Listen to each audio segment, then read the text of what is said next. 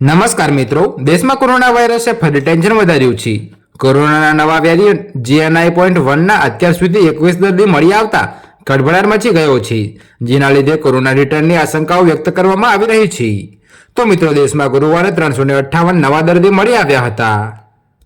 જી હા મિત્રો, અગાઉ બુધવારે 614 દર્દીઓ મળી આવતા ફરીવાર કોરોના ચર્ચાનો વિષય બની ગયો હતો। તો મિત્રો, માહિતી અનુસાર બુધવારે 614 દર્દી મળવાનો આંકડો 21 મે પછી સૌથી મોટો હતો, જેના પગલે WHO થી માંડીને કેન્દ્ર સરકારે પણ આ મામલે એલર્ટ જાહેર કરી દીધું હતું।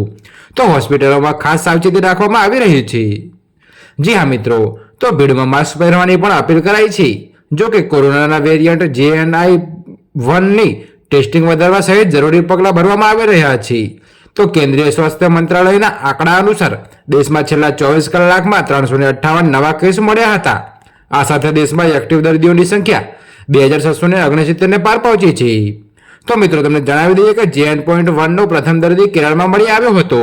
તો કેરળમાં છેલ્લા 24 કલાકમાં 3 દર્દીનું પણ મૃત્યુ પામી ગયા છે, જેની સાથે મૃતકોની સંખ્યા 5,33,327 પર પહોંચી ગઈ છે। તો મિત્રો, તાજેતરના કેસ મુખ્ય રૂપે કેરળ, કર્ણાટક, ગુજરાત, તમિલનાડુ અને મહારાષ્ટ્રમાં સામે આવ્યા હતા। તો મિત્રો, અત્યારે હાલ માટે આટલું જ। મળીશું નવી અપડેટ સાથે। અને જો તમને અમારા વિડીયો પસંદ આવતા હોય તો વિડીયોને લાઈક, કોમેન્ટ, શેર અને અમારી ચેનલને સબસ્ક્રાઇબ કરવાનું ભૂલતા નહીં।